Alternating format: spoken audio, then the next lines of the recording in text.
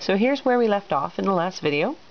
I've used a scrap piece of fabric and I made sure that what I was stitching is going to give me a 5/8 seam. And so I know that if I line up my raw edge with this marking right here, that I'm going to get a 5/8 seam from where my stitches are going to go. And this is really important because with the serger, it trims as it stitches, and so if you make this seam allowance too deep or too shallow, well, if it's too deep, you can't glue it on, and if it's too shallow, you're going to have to do it again, which doubles your work time. And if you just leave it the way it is, it's not going to be the right size. So that's why it's really important. It's kind of like in carpentry. Measure twice, cut once. So here I am, I'm using my serger and I'm making sure to pull out the pins as I go, because there's a little knife in here, and if that knife comes in contact with my needle, well, let's just say it won't be pretty. So pull out that needle and put it right onto your magnetic pin cushion. So here's what it's going to look like. It's going to be so neat. It's going to look really professional. You're going to have the stitch, which is going to run along here, and it's trimmed it, and it's done this overcast stitch, and that's going to make it not fray. So it looks completely professional. And there it is at the end of, this is what the seam's going to look like. So from the outside, that's the way it's going to look, and from the inside you're going to be able to see that it's neat and tidy on both sides. When you finish serging, you're going to want to make sure you leave a long tail, like threads. Okay, and so here are those threads. Now I can't back tack on a serger like I can on a sewing machine, and I like to make sure everything I do is really secure, so I'm going to use these really long tails, and I'm going to tie it in a knot, and I'll show you that in the next frame. But I just want to show you what got cut off. So here is the ribbon of fabric that got cut off as I was stitching. So you'll notice the notches that I had cut out when I had cut out my pattern pieces, they've been trimmed off, but that's okay because I don't need them anymore.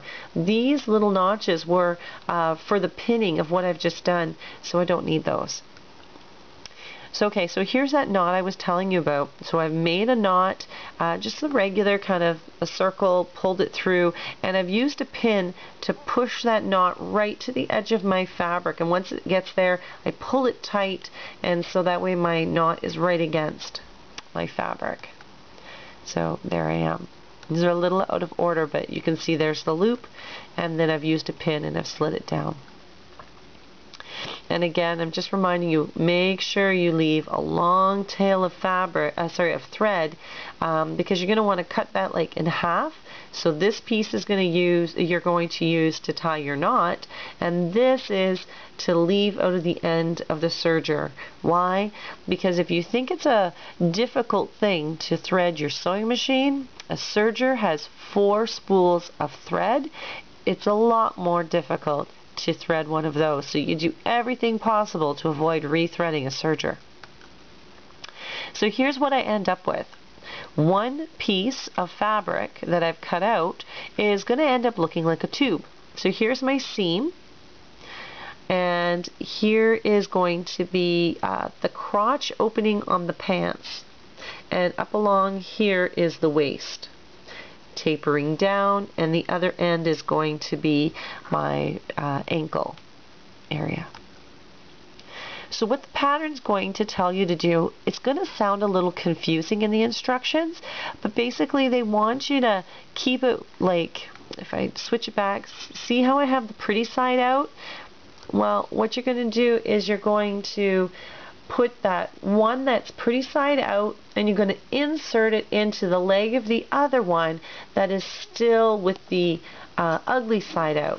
So in other words, you're going to put, again, the pretty sides facing together. You're shoving one pant leg into the other tube of the other pant leg. Pretty sides together, or the proper terms are right sides together. And you're going to line up the little notches that you've cut out. And I'm trying to give you a better shot of what that looks like, but it's hard to catch on film. So hopefully you've understood my instructions. here I am kind of matching it up. So here's where the 2 buttonholes are, and here is where those 2 notches are going to line up. So you can see these are 2 double notches, and so the 2 double notches are going to line up. There's a bit of a gap here, so you're going to want to put them so they match up perfectly, and you're going to pin them in place. And you're going to pin all the way around the crotch, from the top of the waist all the way around to the other side. You're going to want to start though at the crotch area where the seams match up, so that that's nice and neat there. So you can see I've placed my first pin, and I'm going to continue around one side, and then I'm going to go the other side. Again, matching up my notches. And all the way up to the buttonhole. And the other side as well. Now here's an interesting thing about a pattern. You'll notice there's 3 notch here. It's like a bit of a longer one. And on this side it's a 2 notch. Well, the 2 are actually going to be on the front side, as you can see where the buttonhole will be. This is the front of the pants, and the 3 are going to be on the back side, and that's pretty common in all patterns. So here's a better shot. You can see that I've got the pant leg inserted into the other pant leg, and I've pinned all the way around, perpendicular to where I'm going to be sewing. I matched up my crotch seams here, pinned one side around, and again from the crotch seam and pin the other sides around, matching up those notches. And I'm ready to go back to the serger. Again, it's a 5/8 seam allowance. Again, double check it with a scrap, because you never know if somebody's moved something on you. Make sure again to remove the pin. Don't want to cut through one of those. And continue all the way around till you get to the other side. And there you have it. You got a pair of pants. Pretty much almost there. All you need to do is finish the top edge and finish the hem at the bottom. But you're on your way.